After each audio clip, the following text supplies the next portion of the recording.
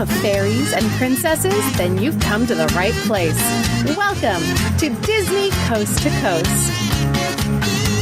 Hey folks, and welcome to Disney Coast to Coast. I'm Jeff DePaoli. And I'm Patrick Dougal. And today what we're going to do here is basically get through a bunch of little topics that we've been trying to get to over the past few weeks, but we always tend to run out of time. And last week I had told you about my trip to Walt Disney Imagineering, so I'm going to try and get through that for you as quickly as I can so that we can jump into a bunch of new topics as well. Sound good, Patrick? Sounds good. Let's do it. Okay. So I went to Walt Disney Imagineering. Ta-da! That's exciting. I love it there. But I gotta say, this is the first time that I actually was able to enter the building, because usually the events that they do are just out in their Esplanade area.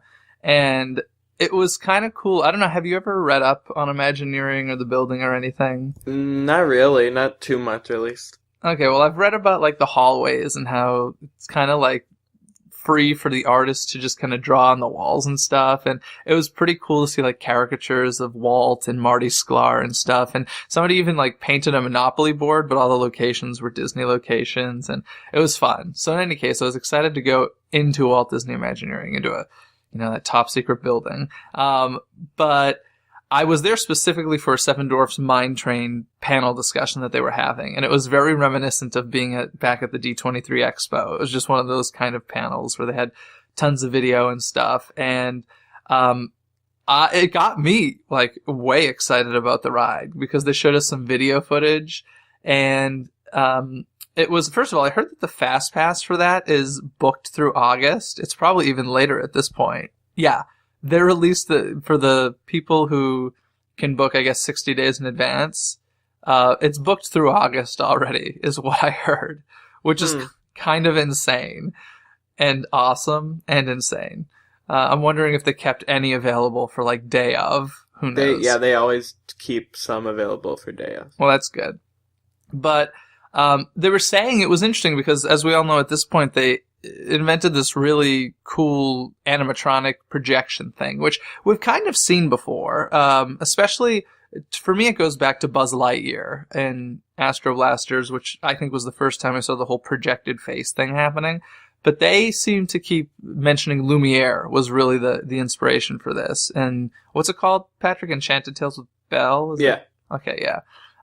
They really credited the Lumiere animatronic for the inspiration for the Seven Dwarfs, and they were kind of working on it. They mentioned for a different character, and of course they wouldn't tell us who they were actually developing it for, but some of the higher-ups at Disney saw this technology for the other character and was like, guess what, we're using this for Mine Train.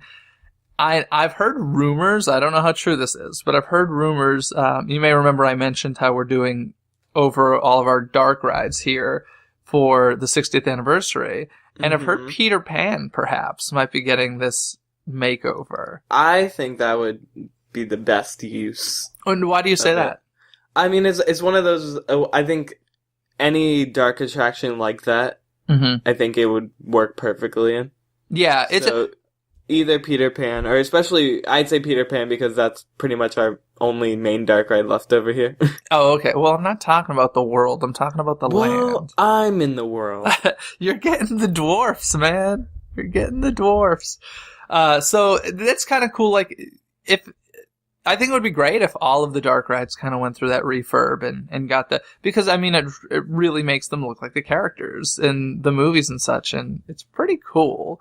So that was neat. And they showed us a lot of behind the scenes videos of them testing out, like, that new track system where it swings back and forth, the mine trains. And they showed us video of them in the parking lot where they basically put, a rough model of this vehicle on the back of a truck, and they're driving all over the parking lots in Glendale, trying to make this work. And apparently there's a train track that goes right past the parking lot. And so, apparently, if you're on that train, you get to see a lot of interesting stuff every morning as you go to work when they're out there testing. So that was kind of cool. And another thing that they did was they built up a whole set of, actually in the room that we were, obviously it wasn't there when we were there, but in that room, they had built cardboard versions of the set of the attraction. And for the finale scene, you have Snow White dancing with one of the dwarfs, and they hired models to be dancing through it. And they showed us the video of them dancing and testing out the choreography and stuff. It was pretty darn cool. And just to think like, oh my God, this all happened in this room. And they had little models for us to walk through. It was really, really cool. And what else did they talk about? Oh, one of the things I just love about Imagineers in general is how passionate they are about what they do. And the woman, I can't think of her name at the moment, forgive me, but the woman who was in charge of the plant life of Seven Dwarfs Mine Train was so passionate about plants. It was hilarious. The way she was talking about it just made me laugh and love it at the same time. Because she was talking about the difference between some of it's real and some of it's fake. And apparently they learned lessons on Splash Mountain because apparently on Splash Mountain, all of it is real. And, or at least a great majority of it. And they have a really hard time maintaining it because, they had to build paths and stuff to it. And, yeah, and some fun little facts. Oh, and they had put like moss around the grounds of Seven Dwarfs Mine Train. And apparently the cleanup crew started cleaning it up. So they had to be told, don't remove that. That's, supposed, it's supposed to be there. And oh yeah, what's a fun little fact? There's a Pirates of the Caribbean tribute in there. Are you aware of this? I am not. There's a little scene. I want to say it's Sneezy or Bashful, but I'm not sure which one. You've probably seen video of it, of the dwarf carrying like 3 buckets and they're kind of tipsy. Yeah. Does that remind you of anything? It's the same as the guy trying to get on the boat. The guy trying to get on the boat with the hats piled on top of him in Pirates. Yeah. So that's a little tribute to him. And then they, when they were making the models of the vehicles, they had dummies inside the vehicles, and they modeled them after sitcom stars. Do you have any idea what sitcom they might have, what characters or actors they might have used for this? It was a pretty funny visual. I show the sitcom? Yeah, it's on television still. ABC? No. Oh. CBS. I don't know. The cast of 2.5 Men were the dummies inside the vehicles. So that was kind of cool. And they also mentioned that they were working on this attraction during the 50th anniversary of animatronics. The day that was the 50th anniversary, which would be the Tiki Tiki Room. They were actually at Walt Disney Imagineering working on these dwarfs. And they had that nice little moment of, wow, we've come a long way. And Walt would be proud of us. So it was really, really cool. If you ever get a chance to go to Imagineering, go. It's awesome. Anywho, I've been talking for far too long now. Patrick, tell me something. Well, I know that Mine Train has been, like, people have been riding it for the past, 2-3 weeks. I mean, cast members have been going on it. I don't know if it's soft open to the exact public yet. Hopefully, maybe on this 24-hour day, but I know the official opening of Mine Train is the 28th of May. 28th of May? Oh, goodness. It's like right cutting you off, isn't it? Yeah, but I've seen video. It looks cool. Okay.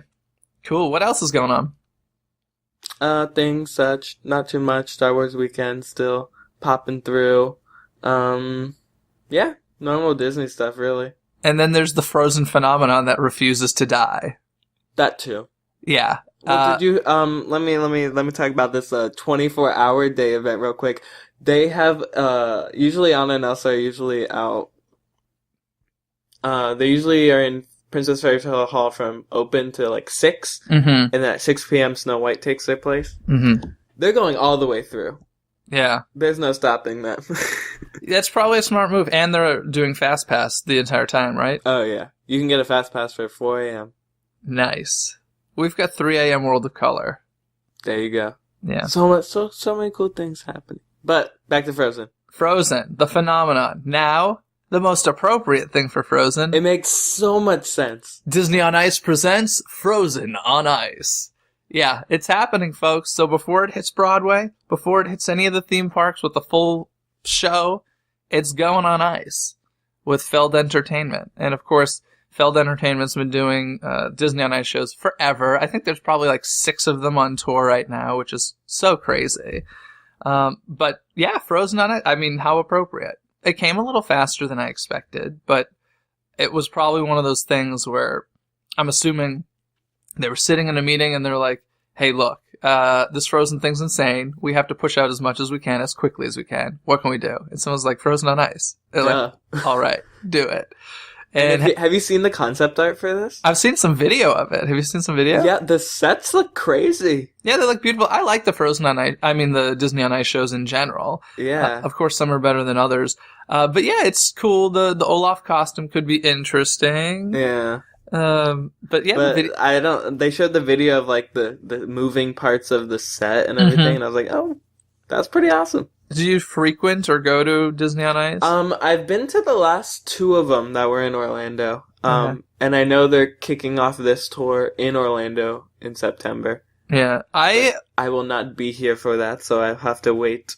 You'll have to wait a West Coast version, possibly. Yes. I just find it interesting, being from Boston and growing up in the Northeast. Disney on Ice, to me, was like a huge deal because it's, you don't have Disney in your backyard like I'm spoiled with now, and you've been spoiled with for a long time as well. And so Disney on Ice was such a big deal.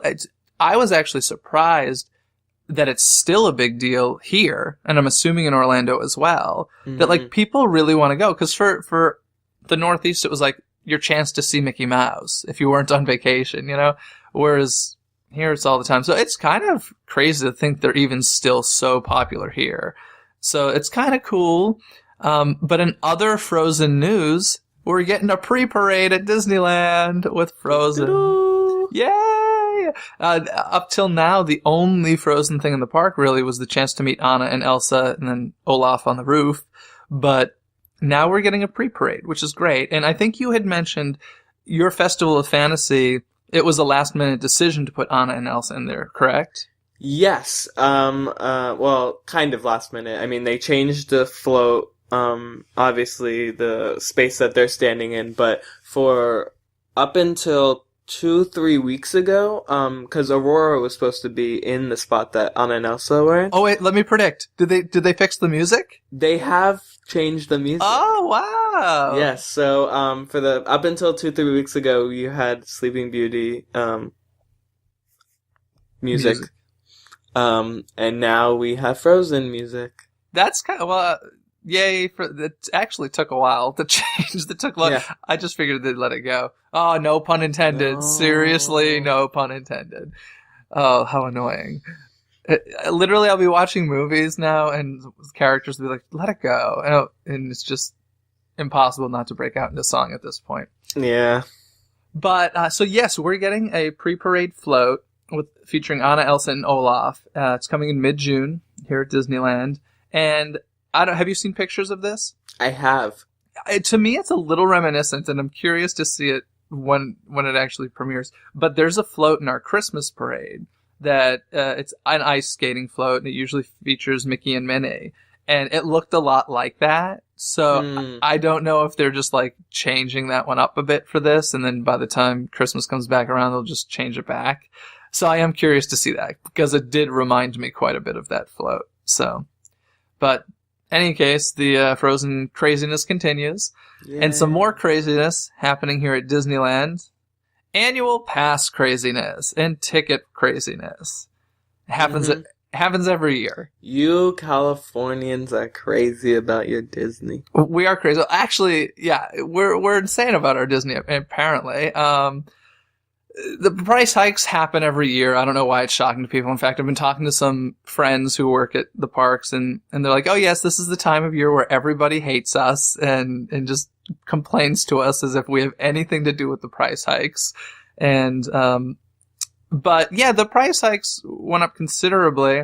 But for me, this is the first time I've heard of this happening. Apparently it happened in 2001.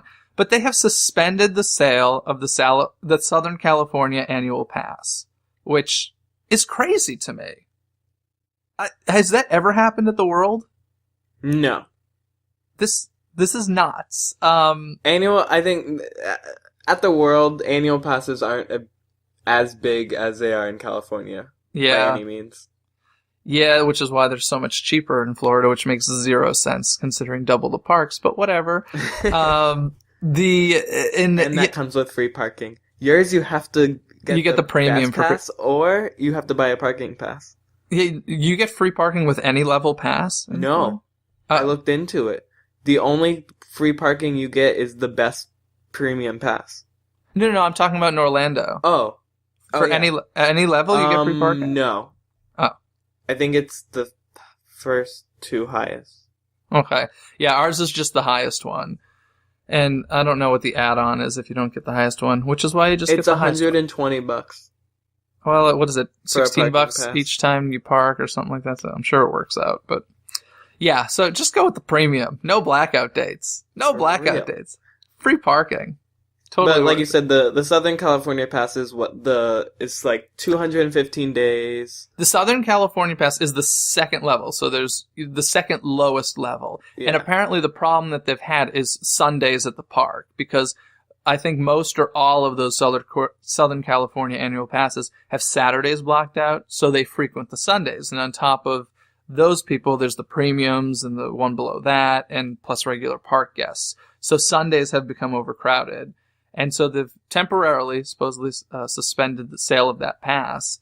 But in the article I read, and I quote here, they may, all other passes may be suspended in the future.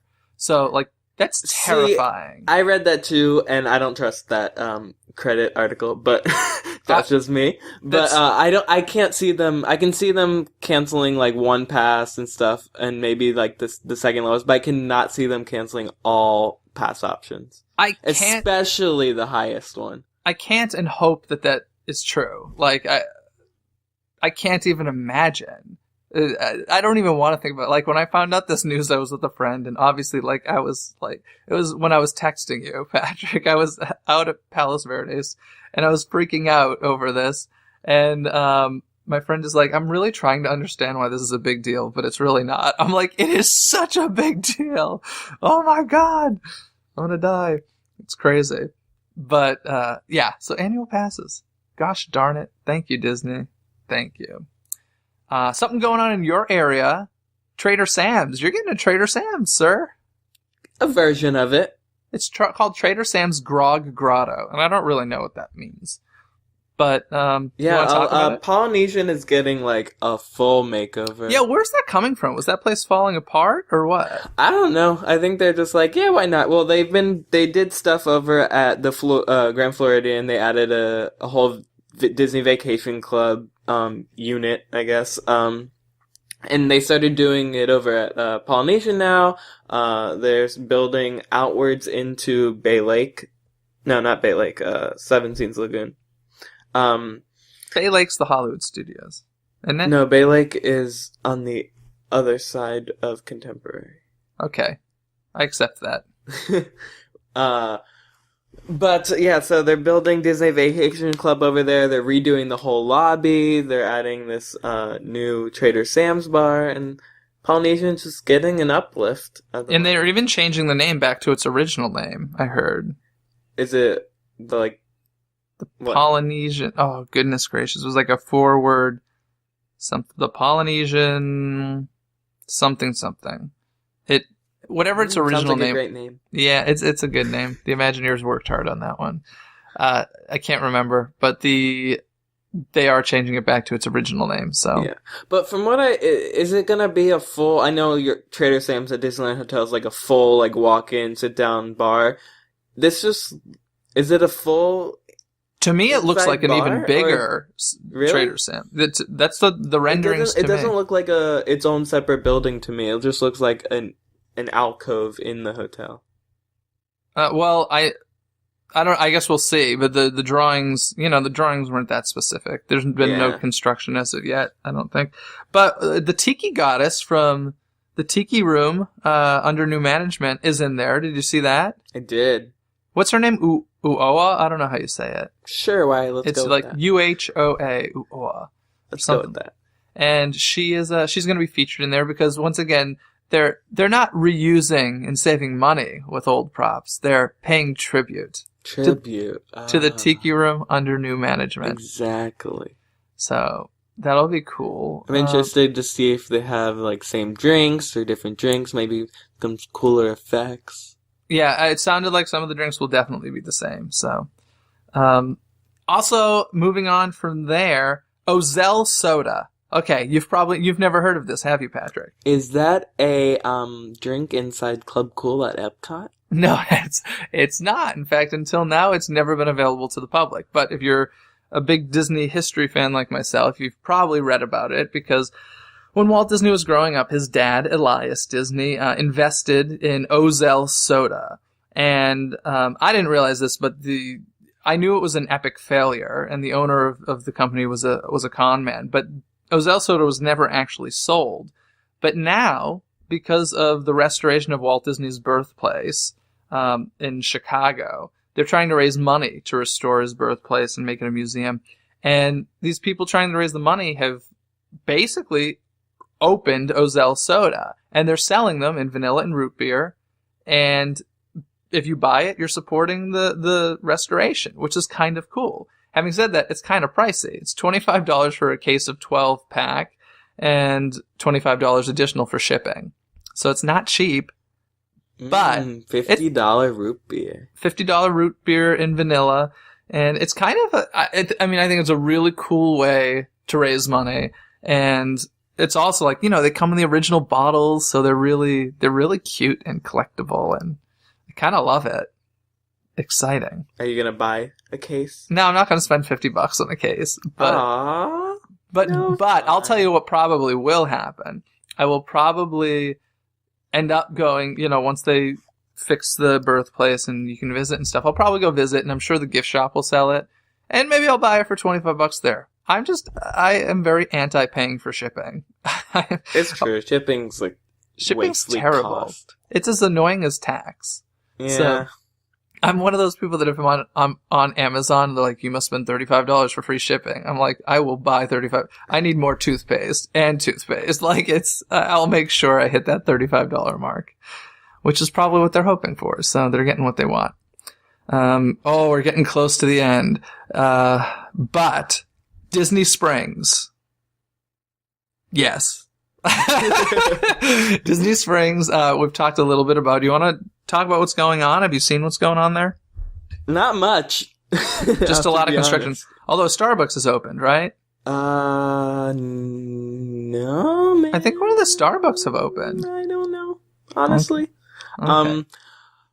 A lot of construction. There's been construction forever now, mostly on the parking garage, which is still under construction. Which is going to be the first Disney garage as opposed to Flatland. Yeah. We've had the parking lot has been one section of the parking lot in front of the AMC area, and it's been under construction for, I'd say, almost a year now, kind of. But Disney Springs I haven't seen much progression. They've started, obviously they tore down a lot of stuff in Pleasure Island earlier last year, and they still have construction walls up around that area. But it's gonna be a lot of construction. Yeah, for a while now. It's the one thing I read about that got me excited was the food truck park that they're putting in. Did you hear about this? Yeah, they've had food trucks. They've introduced food trucks at the Festival of the Masters event that they have every year. Is that at Downtown Disney? Yes. Okay. They have food trucks there that are, how do I put this, themed kinda to each park. Okay, in the world. That makes sense because they said the 4 Disney food trucks, and I was like, I don't know what that is. So you're telling me there's an Animal Kingdom truck and a Magic Kingdom truck? Yes, but they don't necessarily say that. Yeah. Okay. Well, that's cool. Food trucks are just fun. I don't know why, but I enjoy. Well, I like food, but food trucks in general tend to be cool. Yeah, and Disney, Downtown Disney now is there's a bunch of sit-down restaurants, and of course you have Earl of Sandwich, but the food trucks are a good, quick, cheap pick food. Are they really quick, though? I find food trucks tend to be slow. No, these have been pretty good. Oh, that's good. So I just got excited about the food truck park when I read about that, which is apparently going to be near one of the Starbucks. So yeah, there's 2 Starbucks. So yeah. I don't know if any of them are open. I know they have been doing stuff on the lake as well, because I think there's going to be a new thing where you can rent boats Oh, cool. Like over at the Grand Floridian, or the Contemporary, rather. Yeah. But from the artist's rendering of these concept art of Disney Springs, it looks like the boats look like old cars. Oh, that's kind of awesome. So it looks like a car floating on the water. Maybe they brought back Bob Gurr to design them. That would have been cool. That's pretty cool. I like that.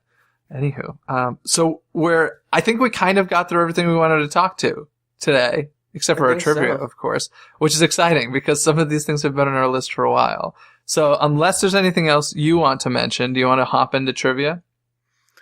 I want to mention trivia. Okay. Okay. Would you like me to mention it to you first, or would you like to mention? Okay. Let's switch it up. Okay. So my question's a little weird and random, but it came about because I was having a conversation with somebody, and I was shocked by this fact. First of all, did you even know that there's a Little Mermaid 3?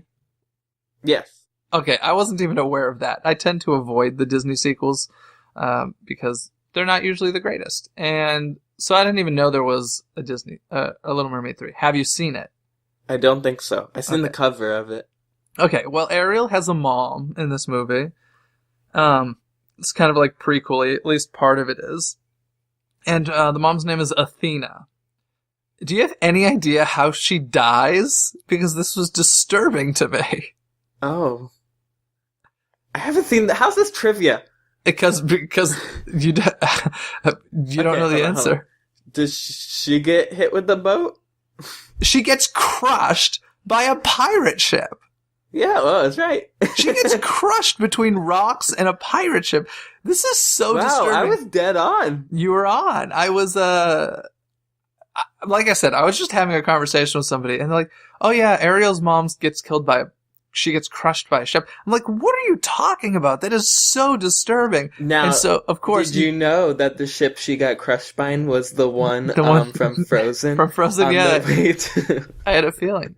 But I just couldn't even believe. I mean, I know there's a lot of disturbing death in Disney movies. That's it. The Ariel where she goes to the ship that's crushed, that was the one that killed her mom. That's terrible. She was looking for her mom. That's what it was. Oh, so sad. And if you look really closely, you can see the mom's skeleton in the background. Oh, and you can also see Anna and Elsa's parents, too. Exactly. And now we're getting crazy. But yeah, I found this shocking. I even made sure it was true, because if you go to YouTube and just type in Little Mermaid 3 death scene, it'll pop up. So. They show it? Oh, well, they don't show her getting crushed, but they definitely show stuff happening. So. You can do that later today, Patrick. Check out Ariel's mother's death scene. I will definitely do that. It kind of explains why King Triton is such an angry man. So, that was fun. Anywho, I know, that's a weird random trivia question, but it shocked me, and I had to share it with everybody. Okay. My turn. Well. In Tomorrowland, do you know what attraction was replaced by Buzz Lightyear's Space Ranger Spin? This would be Florida, since you said Space Ranger Spin. I'm trying to visualize where that's in the back there. It was one attraction. It was sponsored by a specific company, and then that company dropped it, and then two other versions were created before Buzz Lightyear took his place. Two other versions of an attraction. Oh, I'm trying to visualize. To be honest, I don't think it's anything I've ever. Oh, was it that like the Circle Vision Theater thing? No, it was they used the same exact track. It's the same ride. They just. Oh, then I don't even think I've ever ridden it. I have no idea. What would it be? It was called If You Can Fly. Sponsored by, I think it was Eastern Airlines. And then was it Delta at one point? And then it was Delta Dream Flight. Okay, then maybe I do remember. And then it was Disney's Take Flight. And then they finally changed it to Buzz Lightyear. What was in there? Like, it sounds very boring. I don't know. I never wrote it, obviously. But I think it was about, it used the same, like, seating Omni-Mover track. Obviously, you didn't control the movement, but I think it showed, like, flying destinations, or I don't know. Something. This is sounding vaguely familiar. And yes, I'm okay with myself for not remembering that one. So you fail at trivia. I'm sorry. I failed, but I had an awesome trivia question. Come on. What's Ariel's mother's name? I mentioned Dina. it. Oh, good job. You were listening. Very good. Ha. Ha ha ha. Okay, What is Ursula's sister's name? Oh, I don't know, but that's from Little Mermaid 2. I did see that one, and I didn't care for it. I don't know her name either. Oh, well, then you just failed. All I know is she's skinny. She's a skinny Ursula. It is true. Wait, who's the villain in the third one? I did not sit through it. I don't know. I recently saw Hunchback 2, and that was so disappointing. Mulan 2 was okay. The reason I'm checking these out is because I bought the Blu-rays of the originals, and they tend to stick the second ones in there. So I'm like, I might as well check them out. Pocahontas, A Brand New World. You like that one, don't you? It's pretty good. It's a pretty good sequel, I'm not gonna lie. And you liked the Mulan one. Yeah. That one was pretty good. You know what sequel is terrible? What? Atlantis. Oh, yeah. I still need to see Atlantis. I know. When you come out here, I will watch Atlantis with you. Is that a deal? I think we're gonna end the show for today. Because you're upset? You're upset. Do you own Atlantis? No. Oh, well, then you can't drop your jaw that low. Sorry. I guess. Not allowed. Anywho, that's going to do it for this week on Disney Coast to Coast. Folks, thanks for listening. Tune in next week with all new news. Goodbye, Patrick. See you real soon. Thanks for listening to Disney Coast to Coast. Have a magical day.